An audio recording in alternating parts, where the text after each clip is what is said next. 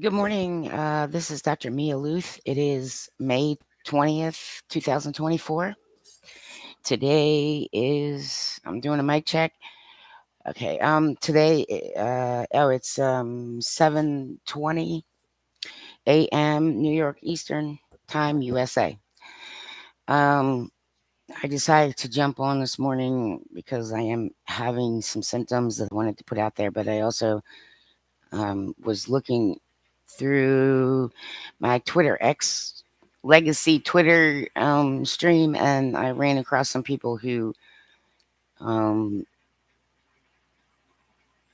I see talk about certain medical conditions, and I do have medical conditions, plural. So, trying to discern which condition is causing what issue does get a little more complicated.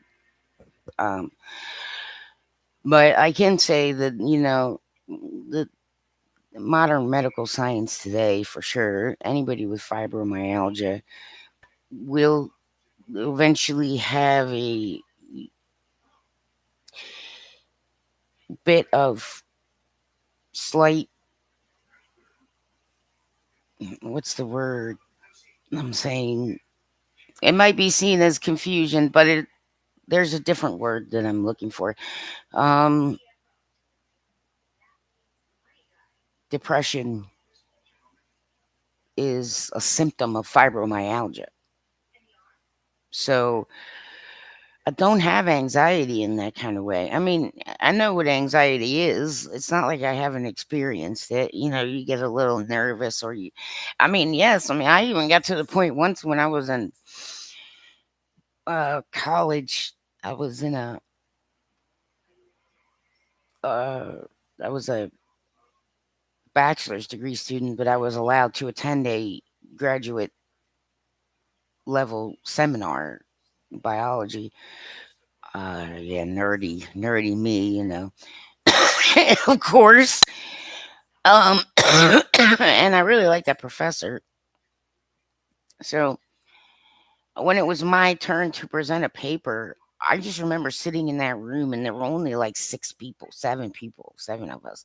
And it's like they're just regular humans, but like for a hot second, I'm just like everybody got a little blurry, and I started feeling like I might pass out. Right. Like, and my face started getting warm. And I was like, just talk, speak, just talk. Right. So, like, once I started getting words out, I started remembering everything I read and all the points I wanted to make. And I had it written down. So I just kind of, but I was nervous and anxious as all get out. And it probably was a little noticeable to some people, but I just got through it by just pushing the words out. Like, hey, I know what I'm doing. I read this. I know it. Yeah, there's my notes. Like, d- you know what I'm saying? Like, it's okay. So it took me a little while, but I did get through it. And once the conversation started, and once everybody started getting comfortable, right, I felt a little more at ease.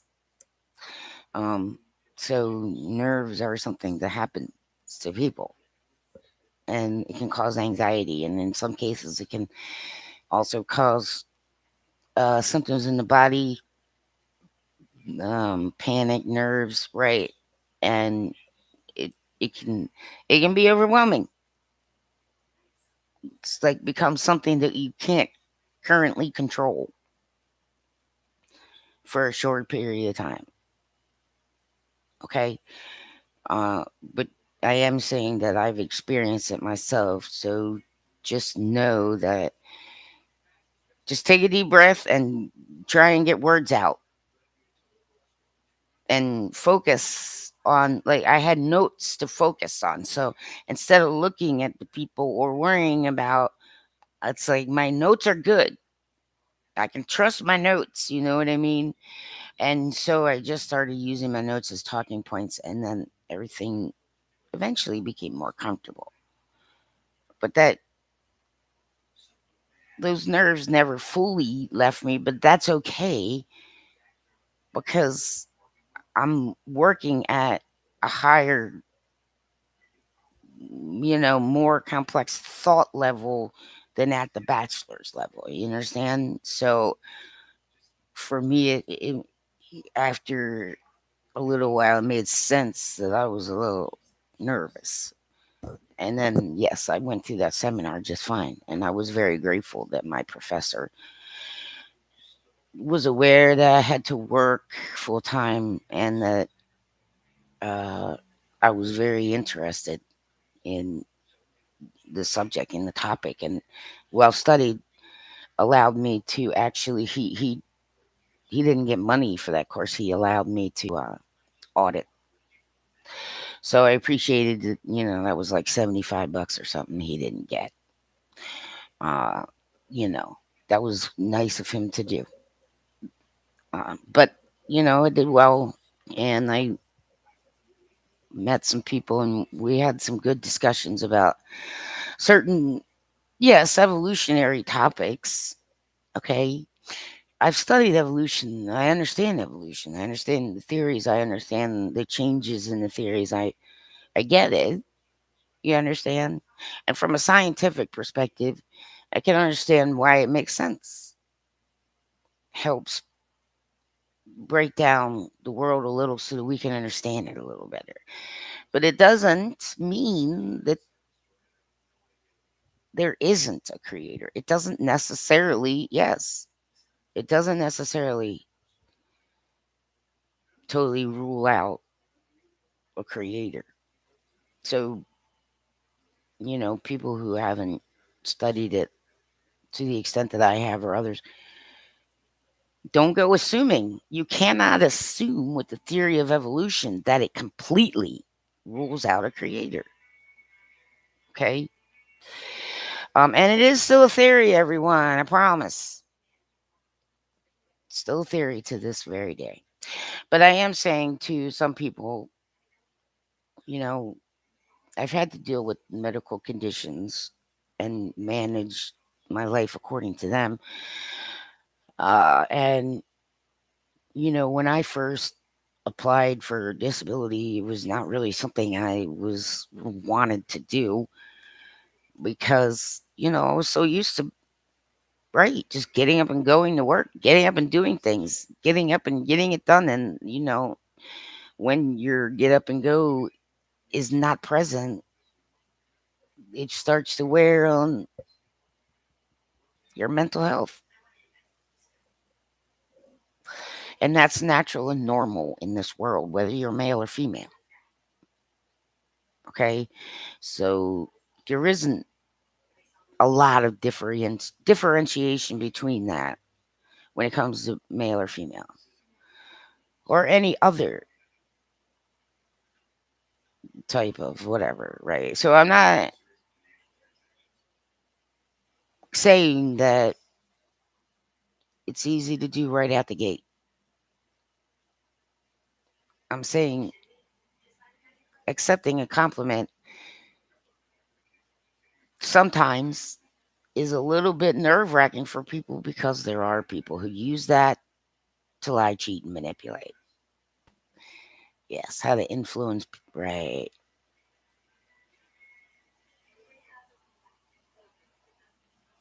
You'll see some of you going to try and influence me, but what's happening is I'm influencing you,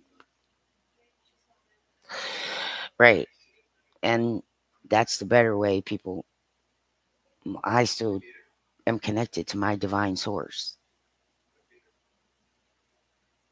So there's no way I could possibly be wrong about certain things. And science is real, earth science, medical science. These things are tested, they're real, they're proven. And there are a lot of medical people and scientists who are people of God,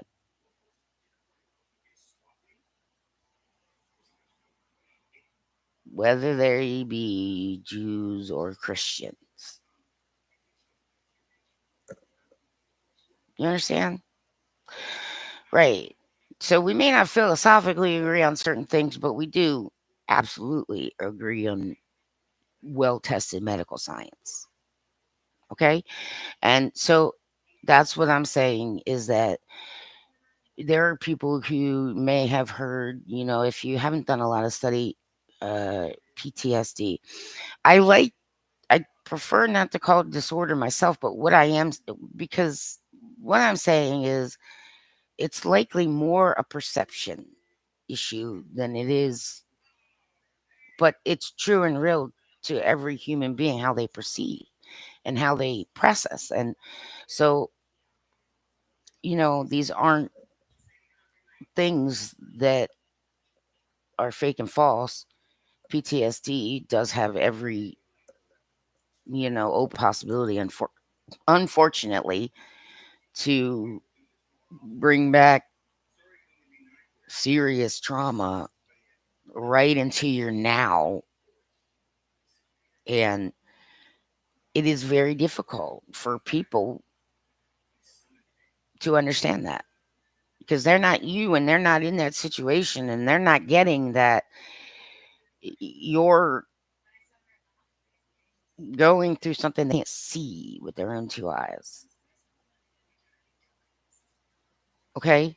And, obviously, when it comes to law enforcement, they are going to ask the question. We're kind of, or have you been drinking? Are you on any, right? Have you been doing any drugs, any kind, right? And then if you've got prescriptions, yeah, but you just got to, the only thing you need to be able to get out of your mouth, you understand? Push the word, the letters PTSD out of your mouth. That's it. That's all you got to do. If you feel like that's what's happening to you and you're not sure and there's people around you, but you're not sure what, you just concentrate on 4 letters. PTSD.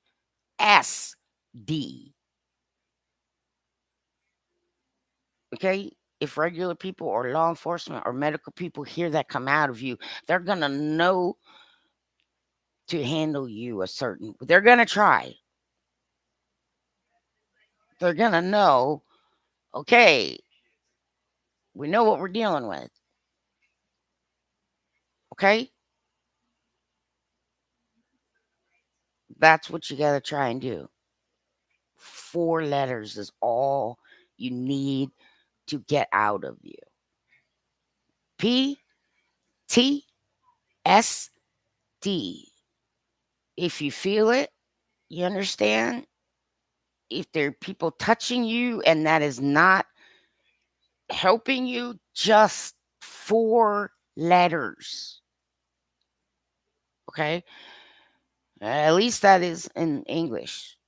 But yes, in any other language, just right. It still would be a short, shorten it. Okay, in English, any English, PTSD. Okay, so if people are around you and you can vaguely understand that you understand an issue, PTSD. 4 letters is all you need to remember in English speaking areas. Okay? So if you run across somebody who managed to get out those 4 letters, give them some room, have some people around them. Okay? They can't just get out of it all by themselves. But if you give them some room and you speak to them authoritatively and you say, today is May 20th, 2024. I have your 6. You're going through a traumatic remembrance and it isn't real and nobody is here to hurt you. Keep being authoritative and keep reminding them that it is that time, that day, where they are physically, and that you recognize they are having a traumatic memory. Okay? So just keep people at a distance. Try not to physically touch them, but be authoritative with your voice. If someone with PTSD is going through a traumatic remembrance out in public, remember 4 letters: PTSD.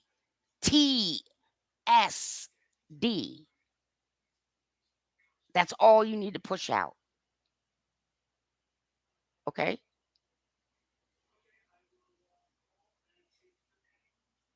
There should be more people in the United States who are aware of the symptoms of PTSD and how to handle individuals who get triggered and had no idea that that would be possible. You understand? There are triggers that just aren't known or seen, and sometimes there is no way for us to know ahead, or no matter how hard you try. Right. And there are times when you can go quite a bit of time without having a traumatic remembrance, but some stupid little thing somewhere, it could be a smell, it could be a sight, it could be a sound, triggered that. And if you start to realize, crap, this is not happening right now, try very hard in a public place to simply push out those 4 letters. And the people who are around you, just give them a little room. Have the onlookers just go about their business. Don't touch them. Right. You know what I'm saying? Get some people just standing near them to keep other people away from them. And yes, be authoritative with your voice. Continue to just tell them, my name, I'm going to just do it as though I were talking to someone. I'm going to say, my name is Mia. I got your 6. You're in, let's just say, you're in a restaurant and it's May 20th, 2024. You are having a traumatic remembrance. You cannot be harmed. I got your 6. Learn what an authoritative voice is and keep repeating to them your name, where they are, the date, and you can actually help talk them back to this current reality.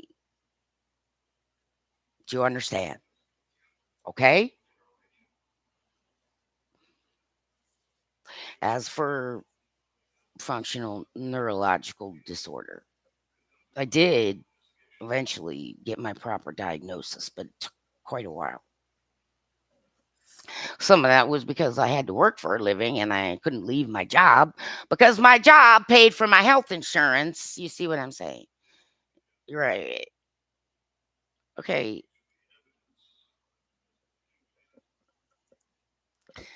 Sometimes I've had difficulty accepting compliments myself, but nowadays I'm older and I've been through some things, and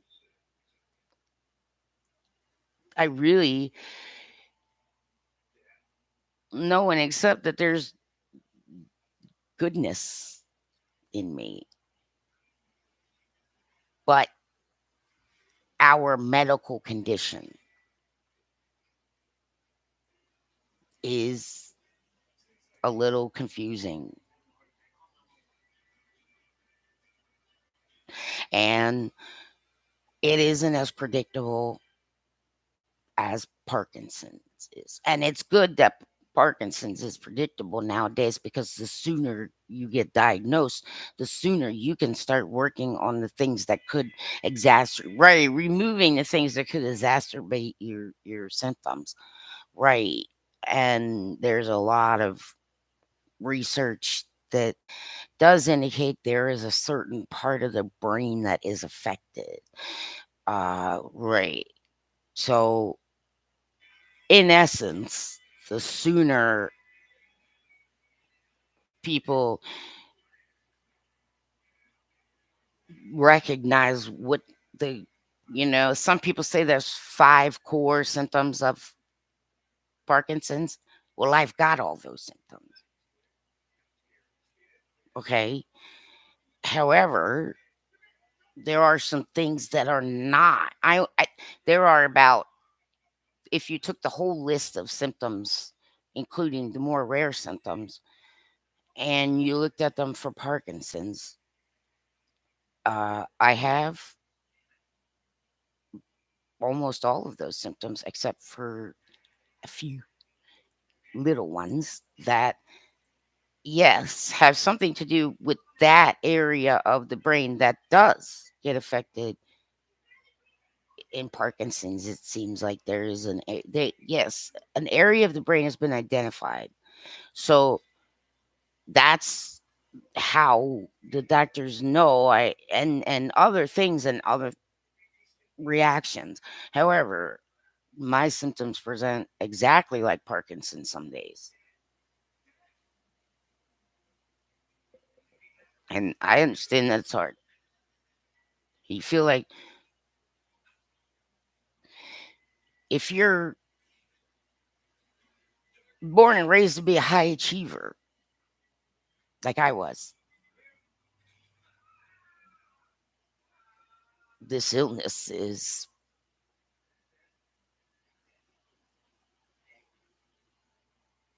fucking horrible. So we have to learn how to redefine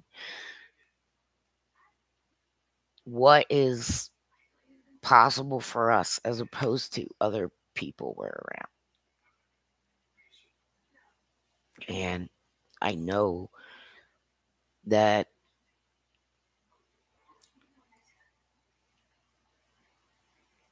we deserve some compliments.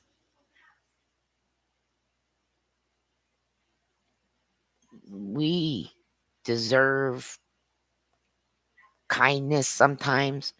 We deserve understanding. We deserve a break. We deserve people take it easy on us, because, yeah, we may be like that. We may have been born and raised like that. But there are times when we have to admit to ourselves that it's it wouldn't be a good idea for us to try and continue at that pace. And that's the part that's hard. And I've been through that myself. But these days, I know that it's a good freaking day. I'm up out of bed right now, everybody. You understand? I haven't brushed my teeth yet, but I did, look at my hair. I did try and clean up. I got some coffee. I did take my medication. I do have to eat now. That's something else I'm learning and putting into my day. I have to eat. I don't